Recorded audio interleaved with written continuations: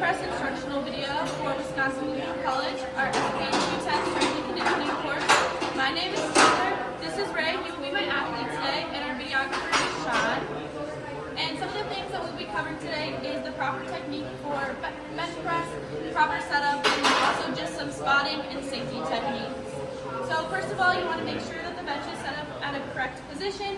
It should be directly under the bar where the head will be a little bit past the bar. And then the barbell should be at an appropriate height where they're not reaching too hard to put it back up there and they're not putting too much strain on their back and deltoids. And then also it's important to have these at an appropriate height just in case you fail, I guess. And then also for spotters, you can have up to 3 spotters or just 1. You can have 2 spotters on the outside holding the bars, only touching them if necessary, or someone in the back. But now we're going to go over setup. So Ray's going to lay down on the bench and he's going to make sure to have a 5-point contact. So that's going to be both of his feet. It's going to be his lower back and his butt, or his upper back and his butt, and then his head. And then his head is going to be slightly behind the bar, so we're going to scooch up a little bit more. And his eye gaze should be straight up towards the ceiling. And he's also going to retract his shoulders, driving into the bar.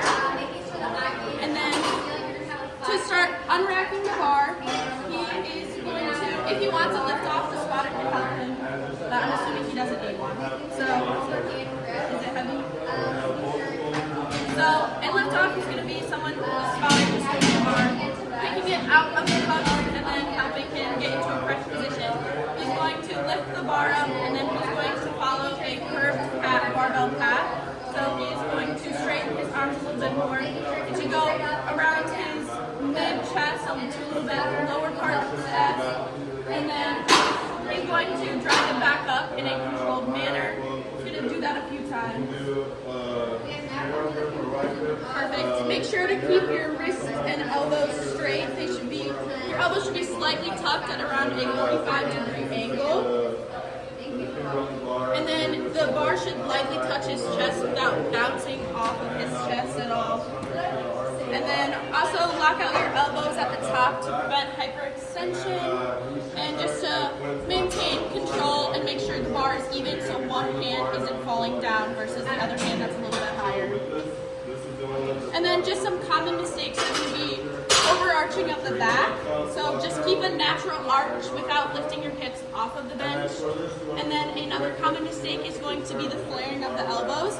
So make sure you are conscious where your elbows are and keeping them in. And then another is just going to be bouncing off of the chest. Make sure you keep it controlled movement. And then lastly is going to be moving your feet off, lifting them off of the ground.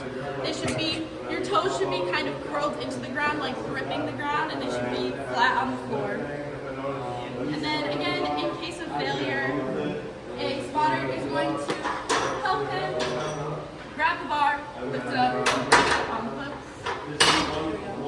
Perfect.